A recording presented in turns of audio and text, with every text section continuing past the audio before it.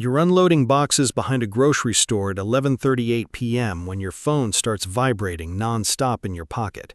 At first you ignore it because the manager already warned you about being on your phone during shifts and you can't afford another job loss. Rent is already 2 weeks late. Your younger brother's bail hearing is in 3 days. Your mother thinks you still work construction because she's embarrassed enough already. The phone keeps vibrating. Unknown number. You finally answer while dragging a crate toward the loading bay. A man asks if you're Daniel Mercer. You say yes. He says your brother stabbed someone outside a nightclub 40 minutes ago. Then he says the victim is still alive. You stop walking. The man says the police haven't arrived yet because somebody paid them not to arrive yet. He says your brother is panicking, covered in blood, and currently sitting in the back seat of a black SUV with 2 armed men who do not like loose ends. Then he asks a question. How good are you at cleaning? You almost hang up. The man continues calmly. He knows you used to work janitorial cleanup after crime scenes for the city, flooded apartments, suicide apartments, drug dens. He knows you learned how to strip biological traces from tile grout and carpet fibers. He knows you once cleaned an entire motel room after a gang shooting because the contractor didn't want police attention. He knows your financial records, your debts, your mother's address, your brother's probation status. Then he says if you don't help, your brother disappears before sunrise. A black SUV pulls into the alley behind the grocery store 10 minutes later. Your brother is inside, crying so hard he can barely breathe. His knuckles are split open. There's blood on his hoodie. One of the men beside him has a suppressed pistol resting casually on his thigh. They drive you to a penthouse 30 floors above the city. The victim is dead now. A billionaire hedge fund manager lies face down beside a marble kitchen island with a knife in his throat. There's blood sprayed across imported cabinets worth more than your yearly salary. 2 women are hysterical in the bathroom. Security cameras are disabled. 3 men in tailored suits stand silently near the windows watching you like mechanics waiting for a repair estimate. One of them says, "There are 12 minutes before this becomes a national story." Then he hands you gloves. You stare at the body. You realize immediately this is not cleanup. Cleanup means calling authorities afterward. Cleanup means procedure. This is erasure. If you fail, your brother dies. If you succeed, somebody else gets away with murder. You kneel anyway. You start with the blood because blood spreads panic. Blood tells stories. Directional spray patterns, impact arcs, transfer stains. You learned that years ago from a tired forensic tech who drank whiskey from a coffee mug during overnight shifts. Most people clean emotionally. Professionals clean logically. You wipe surfaces nobody else notices, cabinet undersides, shoe prints near thresholds, micro droplets near ceiling edges. You burn towels in the penthouse fireplace because leaving with contaminated materials creates evidence trails. You bleach the knife handle, then realize the killer probably touched the wine bottle too, then the chair, then the elevator panel. You move room by room, mentally reconstructing actions backward. The suits watch silently. One of them smiles for the first time when you ask for dental picks and hydrogen peroxide. 3 hours later, the apartment looks untouched except for one missing man.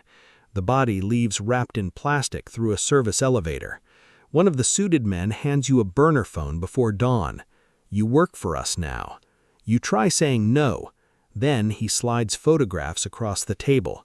Your mother leaving church, your brother outside his apartment, you at work, schedules, addresses, times. He says, "You're already involved, and you're very good." That's how it starts. Not with ambition, not with greed, with leverage. The first year feels temporary.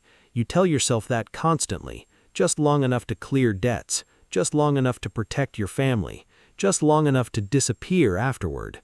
But the money changes things quickly. Your first payment is $80,000 wired through 3 offshore accounts, more money than you've ever seen, enough to pay your brother's legal problems away entirely, enough to move your mother into a safer neighborhood, enough to stop counting grocery prices.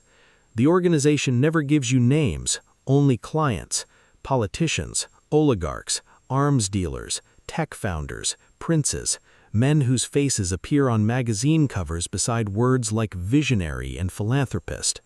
You learn something important very early.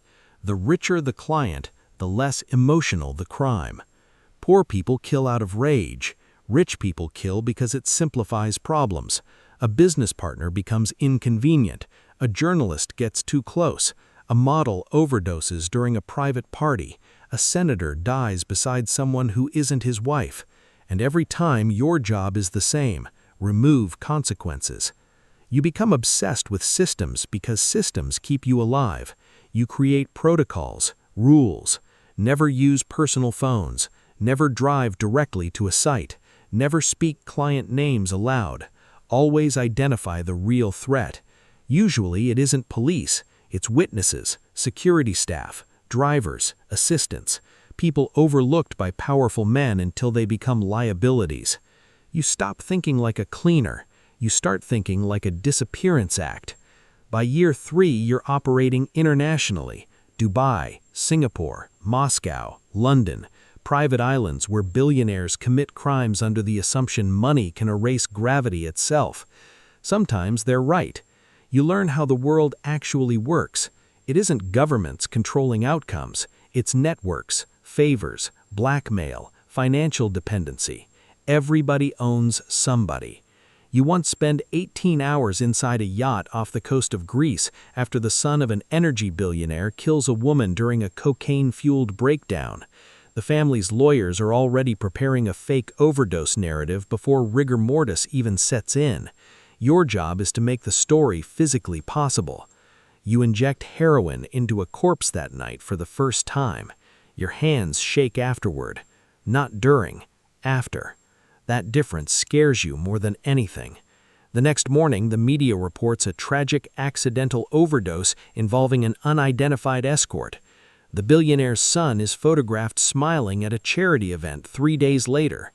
You start sleeping less, not because of guilt exactly, because your brain stops separating morality from logistics.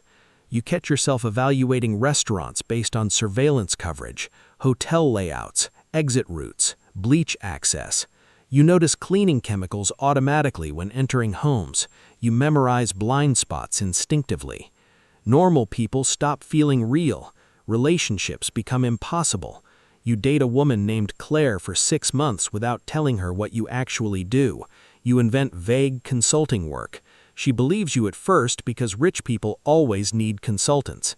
Then one night you wake up standing in her bathroom at 3 a.m. scrubbing imaginary blood from underneath your fingernails. She watches silently from the doorway. You leave before sunrise and never contact her again because attachment creates weaknesses, and weaknesses get exploited. By year 5, you're no longer just cleaning scenes, you're advising operations before crimes occur. Clients trust you because you understand consequences better than they do. A Russian billionaire asks where to install private cameras without creating legal discovery issues. A cartel intermediary asks how to dispose of biometric evidence after kidnappings.